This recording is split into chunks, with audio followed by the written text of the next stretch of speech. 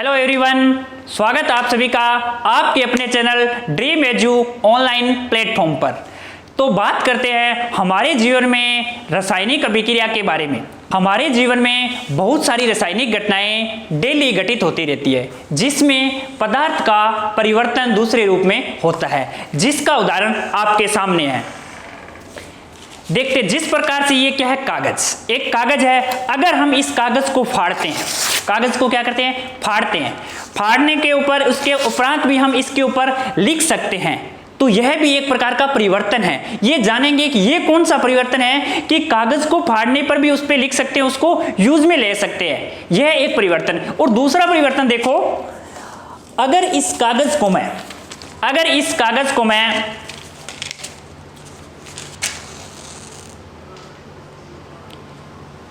जिस प्रकार से इस कागज को मैंने जला दिया, दूसरा परिवर्तन क्या है कि इस कागज को मैंने जला दिया, जलाने के बाद इसमें कौन सा परिवर्तन हुआ है, तो इन दोनों परिवर्तनों के बारे में अपने जानेंगे।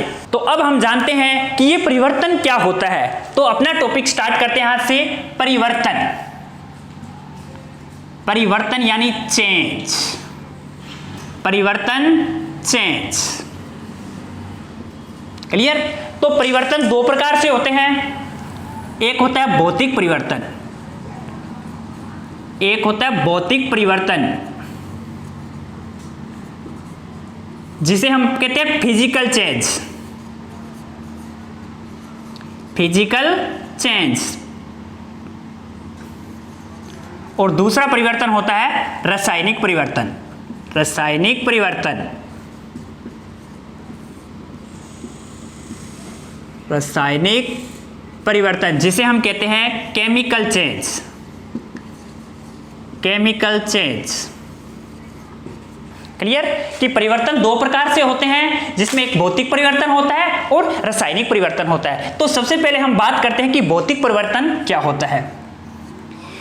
भौतिक परिवर्तन, भौतिक परिवर्तन वे परिवर्तन हैं जिसमें भौतिक गुणों, अवस्था, रंग, गंध आदि में परिवर्तन होता है, जबकि उसके रासायनिक गुणों में कोई परिवर्तन नहीं होता है, जिसे हम क्या कहते हैं, फिजिकल चेंज यानी भौतिक परिवर्तन। अर्थात परिवर्तन के हटने के बाद पुनः प्रारंभिक अवस्था में पुनः पदार्थ का बनना ही क्या कहलाता है, भौतिक परिवर्तन कहलाता है। क्लियर? और रासायनिक परिवर्तन वे परिवर्तन जिनमें रासायनिक गुणों व संगठनों में परिवर्तन होता है, न कि भौतिक अवस्था में परिवर्तन होता है, उसे हम रासायनिक परिवर्तन कहते हैं। परिवर्तन के हटने के बाद यह आवश्यक नहीं है कि पुनः वही प्रारंभिक पदार्थ बने, जबकि भौतिक परिवर्तन में पुनः पदार्थ बनता है, रासायनिक परिवर्तन में ये आवश्यक नहीं है। तो अब हम भौतिक परिवर्तन के बारे में विस्तार से जानकारी लेते हैं। भौतिक परिवर्तन, फिजिकल चेंज। तो वे परिवर्तन जिनमें भौतिक अवस्था, जिनमें भौतिक अवस्था जैसे रंग, गुण, अवस्था में परिवर्तन, अवस्था में परिवर्तन, जबकि रासायनिक गुणों में कोई परिवर्तन नहीं होता, जबकि रासायनिक गुणों में कोई परिवर्तन नहीं होता, कोई परिवर्तन नहीं होता।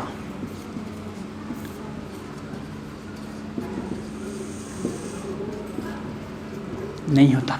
क्लियर? कि भौतिक परिवर्तन वे परिवर्तन जिनमें भौतिक अवस्था जैसे रंग, गुण, अवस्था में परिवर्तन, जबकि रासायनिक गुणों में कोई परिवर्तन नहीं होता। अर्थात परिवर्तन के हटने के बाद पुनः पदार्थ का प्रारंभिक अवस्था में है ना, पुनः पदार्थ का प्रारंभिक अवस्था में आना भौतिक परिवर्तन है।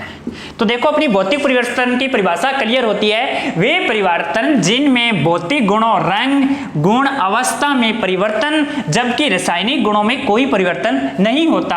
अर्थात परिवर्तन के हटने के बाद पुनः पदार्थ का प्रारंभिक अवस्था में आ जाना ही भौतिक परिवर्तन यानी फिजिकल चेंज कहलाता है। तो उदाहरण देखते हैं, हमने एक एग्जाम्पल पहले देखा था, उसमें क्या था कि कागज का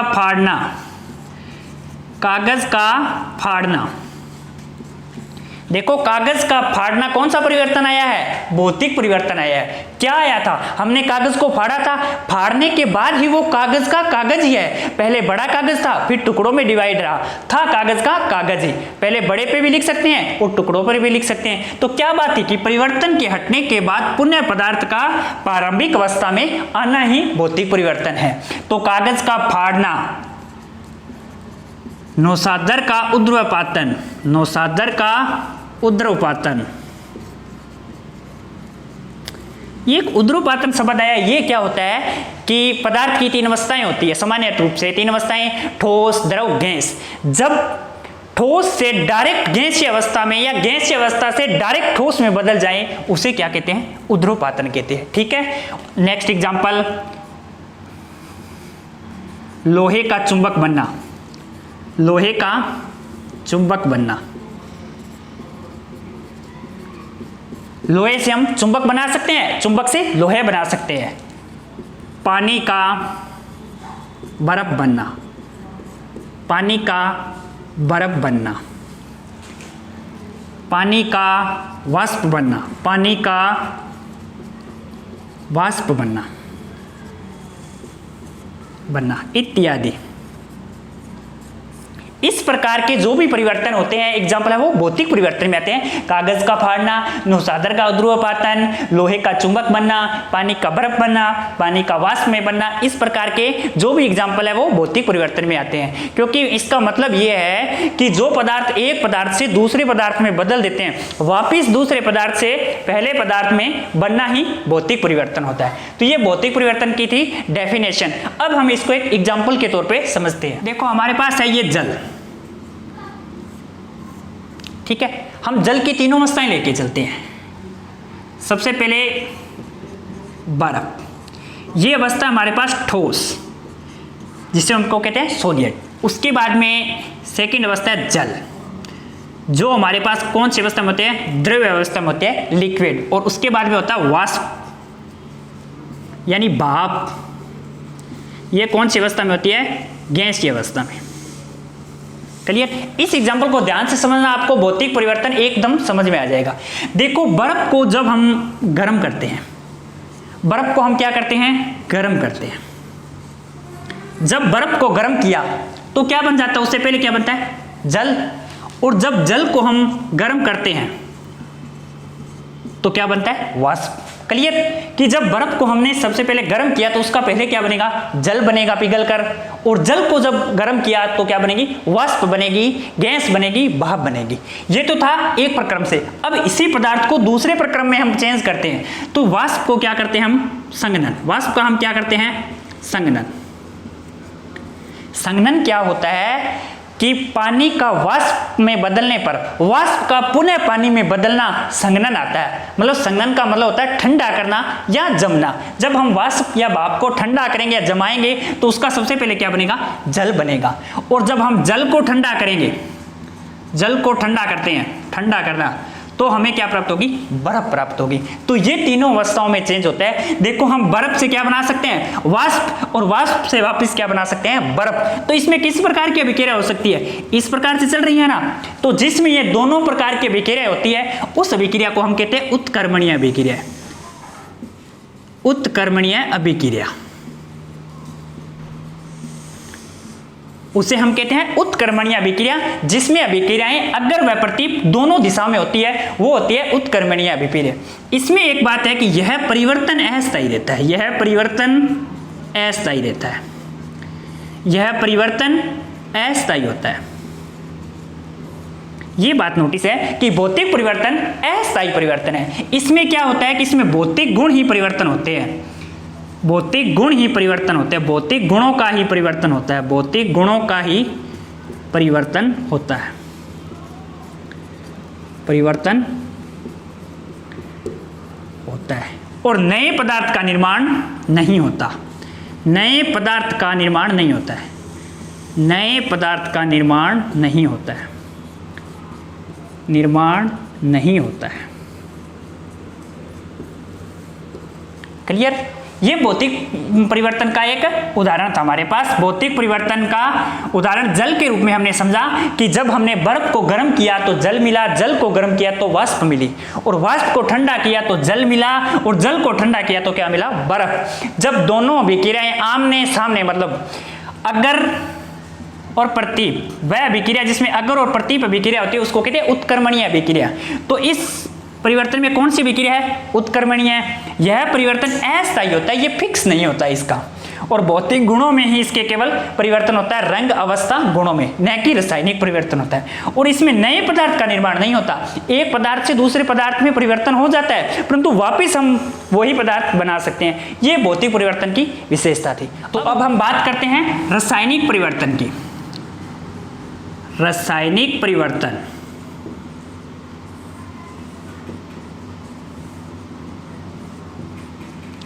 यानी केमिकल चेंज, जिसे हम इंग्लिश में कहते हैं केमिकल चेंज।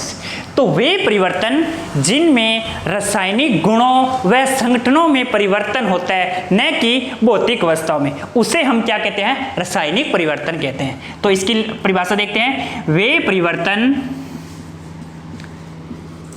परिवर्तन जिनके रासायनिक गुणों व संगठनों में परिवर्तन होता है, वह संगठनों में परिवर्तन होता है,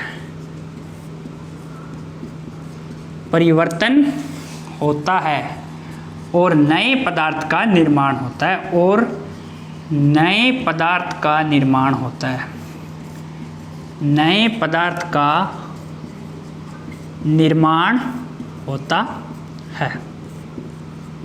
क्लियर?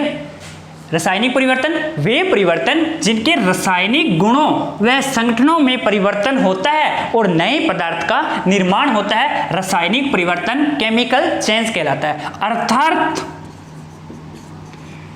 परिवर्तन की घटना हटने के पश्चात, परिवर्तन होने के पश्चात यह आवश्यक नहीं है कि पदार्थ पुनः प्रारंभिक अवस्था में आ जाए, पुनः प्रारंभिक अवस्था में आ जाए, अवस्था में आ जाए। क्लियर? कि अर्थात परिवर्तन होने के पश्चात यह आवश्यक नहीं है कि पदार्थ पुनः प्रारंभिक अवस्था में आ जाए। एग्जाम्पल जो हमने देखा था, कागज को आप फाड़ना, तो वो तो था भौतिक परिवर्तन। जब मैंने कागज को जलाया था तो कागज के जलने पे उसकी राख बन गई, तो हम वापिस उस राख से कागज का निर्माण नहीं कर सकते हैं। तो कागज का फाड़ना भौतिक परिवर्तन, और कागज का जलना कौन सा परिवर्तन है? रासायनिक परिवर्तन। कागज का जलना, कागज का जलना। और दूसरा जो हम देखते हैं कि दूध से दही बनना, दूध से दही बनना, दूध से दही बनना, कि जब दूध से हम दही बना लेते हैं एक बार परिवर्तन करने के बाद, वापिस दही से दूध हम नहीं बना सकते हैं। यही इस रासायनिक परिवर्तन की खासियत है कि इसमें एक बार पदार्थ का परिवर्तन होने के बाद दोबारा उसी पदार्थ का पुनः प्रारंभिक अवस्था में नहीं आता। ये नेक्स्ट, लोहे का चुंबक बनना भौतिक परिवर्तन था, जबकि लोहे पर जंग लगना, लोहे पर जंग लगना भौतिक परिवर्तन है। लोहे पर रासायनिक परिवर्तन है। लोहे पर जंग लगना रासायनिक परिवर्तन है। और एग्जांपल देखते हैं। अंडे का उबलना, मोमबत्ती का जलना, मोमबत्ती का जलना, भोजन का पाचन होना, भोजन का पाचन होना आदि। ऐसे बहुत से एग्जाम्पल है जो रासायनिक परिवर्तन के हमें देखने को मिलते हैं। देखो, कागज का जलना, एक बार पदार्थ जल गया वापस हम उस राख से दोबारा कागज नहीं बना सकते। उसी प्रकार दूध से दही बना सकते हैं, दही से दूध नहीं बना सकते। लोहे पर जंग लग गया तो वापस जंग से हम लोहा नहीं बना सकते। अंडे का उबाल दिया, अगर अंडे को एक बार उबाल दिया तो वापस वही अंडा बनाना मुश्किल है। मोमबत्ती का जलना, इसकी मोम पिघल जाती है, उसके बाद वापस मोमबत्ती का निर्माण नहीं होता है। भोजन का पाचन, एक भोजन का पाचन हो गया तो वापस भोजन तो बना ही नहीं सकते। तो ये क्या है, रासायनिक परिवर्तन के उदाहरण थे जो आपको बताया। कागज का जलना, दूध से दही बनना, लोहे पर जंग लगना, अंडे का उबलना, मोमबत्ती का जलना, भोजन का पाचन। अब हम रासायनिक परिवर्तन की विशेषता देखते हैं। जैसे एक एग्जाम्पल और देख लेते हैं अपने, कोयले का जलना। कोयले का जलना, कोयला मतलब कार्बन को जब हम ऑक्सीजन में मिलाते हैं तो क्या मिलती है हमें, CO2। जब कोयले को जला देते हैं तो उसके बाद कार्बन डाइऑक्साइड गैस में बदल जाता है कोयले को जलाने पर, तो वापस कार्बन डाइऑक्साइड से हम कोयले का निर्माण नहीं कर सकते। तो यही रासायनिक परिवर्तन की खासियत है। इसमें क्या होता है कि इसमें अभिक्रिया एक ही तरफ होती है, इसलिए यह अनुत्क्रमणीय अभिक्रिया है। रासायनिक परिवर्तन में अनुत्क्रमणीय अभिक्रिया होती है, अनुत्क्रमणीय अभिक्रिया, अनुत्क्रमणीय अभिक्रिया। और दूसरा इसमें नया चीज निकल के आती है कि इसमें नए पदार्थ का निर्माण होता है, नए पदार्थ का निर्माण, नए पदार्थ का निर्माण, नए पदार्थ का निर्माण होता है। और इसकी विशेषता है कि इसमें रासायनिक गुणों में परिवर्तन आता है, रासायनिक गुणों में परिवर्तन, रासायनिक गुणों में परिवर्तन। ये है रासायनिक परिवर्तन की विशेषता कि इसमें अनुत्क्रमणीय अभिक्रिया होती है, नए पदार्थ का निर्माण होता है, रासायनिक गुणों में परिवर्तन होता है। और मोस्ट इंपॉर्टेंट बात है कि यह एक स्थायी परिवर्तन है, फिक्स चेंज, स्थायी परिवर्तन। रासायनिक परिवर्तन एक प्रकार से स्थायी परिवर्तन है, फिक्स चेंज है, जबकि भौतिक परिवर्तन अस्थायी परिवर्तन है। ये थे रासायनिक परिवर्तन और भौतिक परिवर्तन। इनमें एक छोटा सा डिफरेंस देख लेते हैं अपने। देखो, भौतिक परिवर्तन,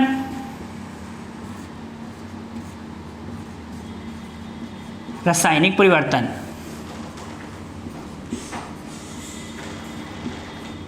रासायनिक परिवर्तन,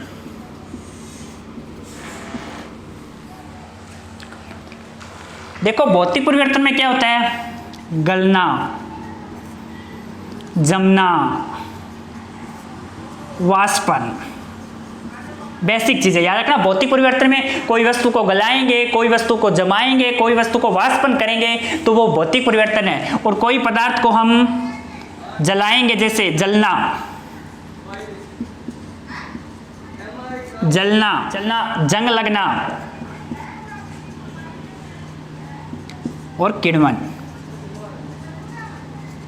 तो ये इंपॉर्टेंट के परिवर्तन थे। तो ये भौतिक परिवर्तन, ये रासायनिक परिवर्तन। तो यहाँ पे हमारा भौतिक परिवर्तन व रासायनिक परिवर्तन का टॉपिक कंप्लीट होता है। तो मैं आपके लिए 2 क्वेश्चन लेकर आया हूं जिनके आंसर आप कमेंट बॉक्स में जरूर देवें। तो देखो अपना क्वेश्चन नंबर 1, कांच का टूटना,